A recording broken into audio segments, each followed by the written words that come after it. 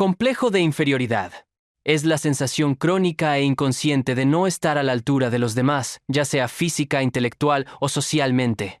Esto lleva a la persona a la parálisis por miedo al fracaso o a la sobrecompensación excesiva para demostrar su valía. Alfred Adler, quien acuñó el término, lo definió como la fuerza impulsora más potente, el esfuerzo universal por la superación o superioridad. El cerebro detecta una carencia y libera energía psíquica extra para superarla. Si se maneja de forma sana, es lo que nos impulsa a crecer y aprender.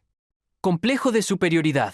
Es un mecanismo de defensa inconsciente donde la persona muestra una actitud de dominación, crítica destructiva y una necesidad constante de menospreciar a otros para elevarse a sí mismo, exagerando sus logros, cualidades y arrogancia con el fin de ocultar sentimientos profundos de insuficiencia. El individuo no se siente realmente superior, sino que actúa como si lo fuera para no derrumbarse. Adler explicó que esto es casi siempre una formación reactiva. El cerebro, aterrorizado por un sentimiento profundo de insignificancia o defecto, construye una armadura de grandiosidad para evitar el colapso depresivo. Cuanto más superior actúa alguien, más frágil es la estructura que intenta sostener. Complejo del impostor. A pesar de tener pruebas evidentes de éxito y competencia, la persona está convencida de que es un fraude. Atribuyen sus logros a la suerte, al error o al engaño y viven con un miedo crónico a ser expuestos como incompetentes. Afecta principalmente a personas de alto rendimiento y perfeccionistas. Paradójicamente, es un marcador de alta metacognición, capacidad de analizar el propio pensamiento. Las personas incompetentes sufren el efecto Dunning-Kruger. Se creen genios porque no saben lo que ignoran. En cambio, sentirte un impostor es la prueba biológica de que tu cerebro tiene estándares elevados y es capaz de evaluar la complejidad del mundo. Es un efecto secundario de la inteligencia. Complejo de Aquiles. Aquiles era invulnerable en todo su cuerpo excepto en el talón. Este complejo describe a personas que proyectan una imagen de fuerza, invencibilidad e imperturbabilidad ante el dolor o el conflicto, para ocultar una fragilidad secreta y minúscula que les aterra. Es un mecanismo de defensa contra el miedo a la humillación. Sin embargo, la invulnerabilidad total es evolutivamente desastrosa. Si no sientes dolor físico o emocional, no detectas el peligro y mueres. La debilidad es, irónicamente, nuestro sistema de alarma vital. Complejo de Jonás. Propuesto por Abraham Maslow, es el miedo al propio éxito. Al igual que el profeta bíblico Jonás intentó huir de su destino, estas personas sabotean sus propios logros justo cuando están a punto de triunfar. La trampa mental es el miedo a la responsabilidad que conlleva ser grande. Se teme el cambio de vida, el aislamiento o la presión que implica estar en la cima. Es un grito interno de «no soy digno de esto» o «no puedo manejarlo». Evolutivamente, es un mecanismo de seguridad del cerebro reptiliano. Destacar demasiado en la tribu primitiva te convertía en blanco de envidias o ataques. Complejo de Tántalo. Tántalo fue condenado a estar en un lago bajo un árbol frutal. El agua bajaba si intentaba beber y las ramas subían si intentaba comer. Es el complejo de la insatisfacción eterna. La persona tiene todo lo necesario para ser feliz al alcance de la mano, pero su mente siempre desea lo único que no tiene. Es el síndrome de seré feliz cuando tenga esa casa, cuando baje 5 kilos, cuando me asciendan. Pero en cuanto lo consiguen, pierde interés y el deseo se desplaza a otra cosa inalcanzable. Complejo de Polícrates. Polícrates era un tirano tan afortunado que temía que los dioses lo castigaran por tener demasiado éxito, así que tiró su anillo más valioso al mar para sufrir un poco. El anillo apareció dentro de un pescado en su cena al día siguiente. Es el miedo a ser feliz. La persona cree que tanta felicidad no puede ser buena y que algo horrible está por pasar para equilibrar la balanza. Para calmar esa ansiedad, se provocan problemas ellos mismos, peleas, gastos innecesarios, accidentes, para pagar el precio por adelantado y evitar el castigo divino. Complejo de Dios.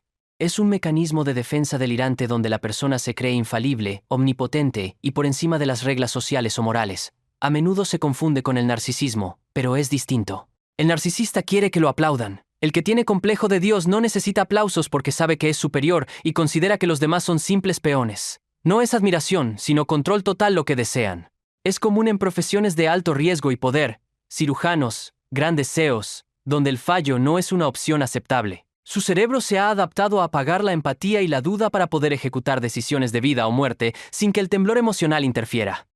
Complejo de Narciso. Basado en el mito griego del joven que se enamoró de su reflejo, este complejo implica una admiración excesiva por uno mismo y una falta total de empatía por los demás.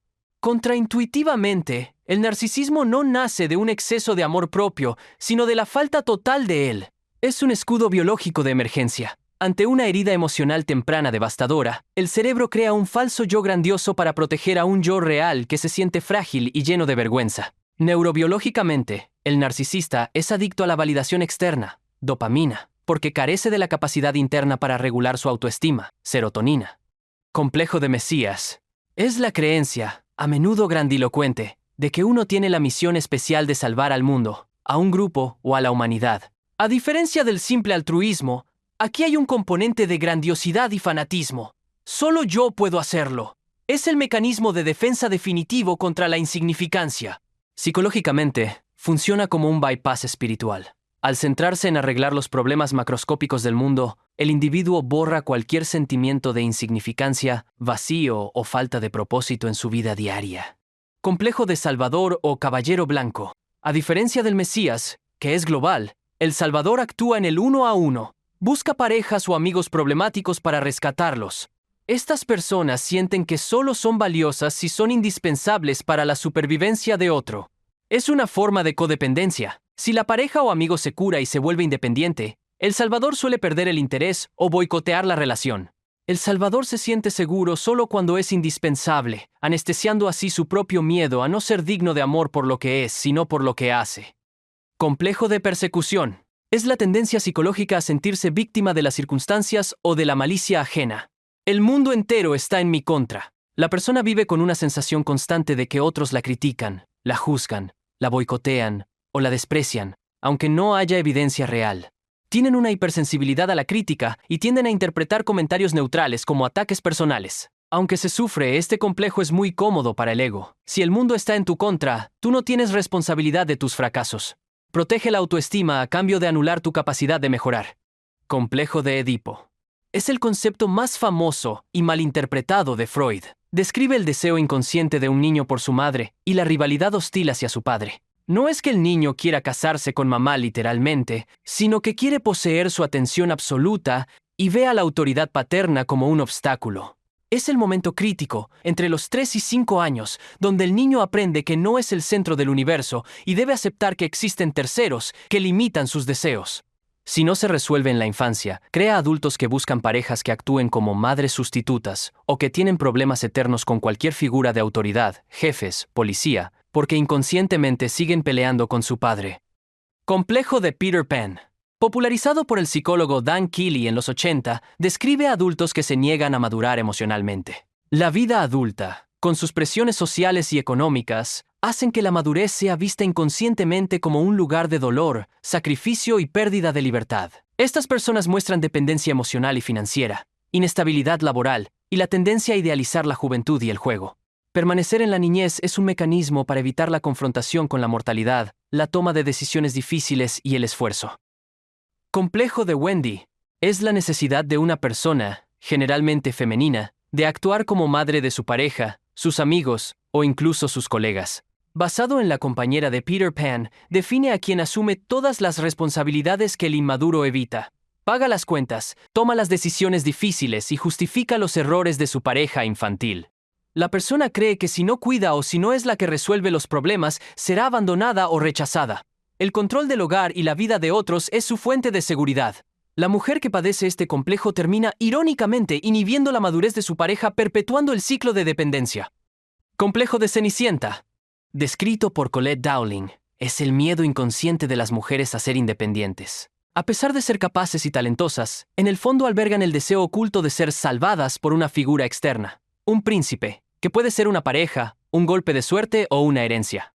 Es un mecanismo de ahorro de energía cognitiva. Tomar decisiones y asumir responsabilidades quema muchísima glucosa en el cerebro. Este complejo a menudo afecta a personas muy capaces que, agotadas por la presión, buscan inconscientemente regresar a un estado infantil, donde otro asuma la carga mental de la supervivencia.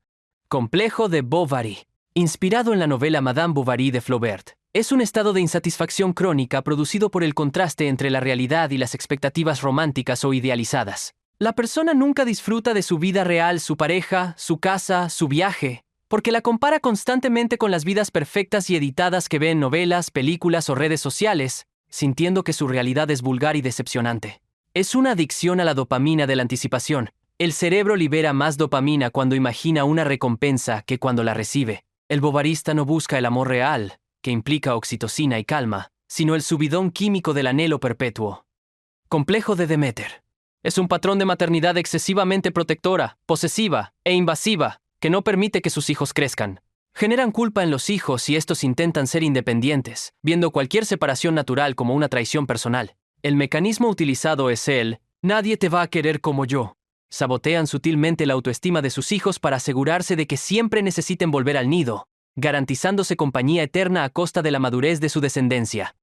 Complejo de Midas. Es la habilidad de convertir todo en éxito material, pero perdiendo la capacidad de disfrutarlo o destruyendo las relaciones íntimas en el proceso. El mito de Midas es trágico. Convierte todo lo que toca en oro, incluso a su hija. Simboliza la trampa del capitalismo extremo, donde el éxito material conduce, paradójicamente, al aislamiento emocional. Complejo de Ícaro. Inspirado en el joven que voló demasiado cerca del sol y derritió sus alas de cera, afecta a personas con un exceso de ambición, impulsividad y una arrogancia temeraria. La persona no respeta los límites o las advertencias, creyendo que sus reglas no se aplican a ella. El individuo busca el reconocimiento extremo a través de hazañas riesgosas, lo que a veces desemboca en un ascenso meteórico y caída estrepitosa. Simboliza el peligro de la ambición juvenil sin sabiduría. Complejo de Atlas. Atlas cargaba el peso del cielo sobre sus hombros. Define a las personas con un sentido de la responsabilidad hipertrofiado. Creen que si ellos no se encargan de todo, en la familia o el trabajo, el mundo colapsará. La persona acepta responsabilidades excesivas y se niega a delegar o pedir ayuda, creyendo que nadie más es lo suficientemente competente. Al asumir toda la carga, elimina la incertidumbre de que alguien más falle. Aunque se quejan del peso, tengo que hacerlo todo yo. En el fondo disfrutan sintiéndose indispensables. Es la personificación del agotamiento crónico del líder que no sabe poner límites. Complejo de abandono. Es el miedo irracional y paralizante a quedarse solo o ser rechazado por las personas que aman. Proviene generalmente de una pérdida o negligencia temprana en la infancia, real o percibida. La persona vive en alerta permanente buscando señales de que su pareja o amigos van a dejarla. El miedo es tan intenso que la persona se vuelve asfixiante, celosa o demandante para asegurar el vínculo. Irónicamente, esa conducta agobiante es lo que termina hartando a la otra persona y provocando el abandono que tanto temían. Complejo de Quirón. En la mitología, Quirón era un centauro inmortal que curaba a todos, pero no podía curar su propia herida envenenada. La persona se dedica a ayudar a otros a superar exactamente las mismas heridas emocionales o traumas que ella misma padece, pero es incapaz de aplicar esa sabiduría o curación en su propia vida. Complejo de Frankenstein. Es el temor a que nuestras propias creaciones, hijos, tecnología, proyectos, se vuelvan en nuestra contra y nos destruyan. Se suele percibir a la creación como fuera de control, peligrosa o moralmente cuestionable. Psicológicamente, es una proyección de la sombra. No tememos al monstruo, tememos a las partes de nosotros mismos que pusimos en él, nuestra ambición, frialdad o negligencia. Complejo de Prometeo.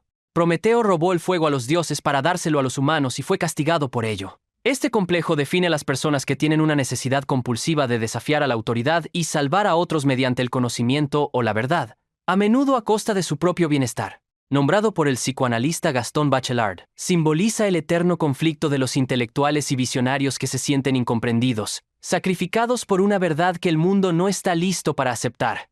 Complejo de Sísifo. El nombre viene del rey condenado a empujar una roca cuesta arriba eternamente, solo para verla caer antes de llegar a la cima. Es la tendencia a repetir una y otra vez la misma tarea, o error, sintiendo que la vida es un esfuerzo inútil y circular. Se relaciona con la negación del absurdo de la existencia. La persona se lanza al trabajo compulsivo para evitar la pregunta incómoda sobre el significado de su vida. El esfuerzo constante es una forma de mantener la mente ocupada y no enfrentar el vacío. Complejo de héroe. Es la necesidad patológica de crear situaciones de crisis para luego resolverlas y ser admirado. El héroe a menudo se siente vacío o deprimido en tiempos de paz. Su cerebro se ha adaptado a funcionar con altos niveles de adrenalina y estrés. La crisis no es el problema, es la medicina. El caos externo es lo único que silencia su ruido interno. Complejo de autoridad. Se refiere a la necesidad patológica de imponer control para sentirse seguro, o, por el contrario, la sumisión ciega a las reglas y jerarquías. Quien lo padece ve cualquier desacuerdo como un ataque personal a su valor. En el fondo, es una estructura de personalidad rígida que teme al caos, porque no tiene herramientas emocionales para gestionar la igualdad o la negociación. Complejo de Saturno. Saturno devoraba a sus hijos por miedo a que uno lo destronara. Es el complejo de los padres, jefes o líderes que sistemáticamente aplastan, bloquean o despiden a cualquier subordinado que muestre talento, por miedo a ser reemplazados. El individuo, a menudo en posición de poder o autoridad, siente un miedo irracional e intenso a ser superado, reemplazado o destruido por sus sucesores, hijos, aprendices, empleados jóvenes. Es el terror a la irrelevancia y a la vejez. El poder o el estatus se siente tan frágil que la única forma de preservarlo es eliminando la competencia futura, garantizando que el nuevo talento no prospere. Todos cargamos con algún complejo, aunque no siempre sabemos nombrarlo. Si este recorrido te ayudó a entender un poco más tu propia mente, deja tu like y suscríbete al canal para seguir explorando juntos cómo funciona lo que sentimos y por qué somos como somos. ¡Chao! Nos vemos la próxima.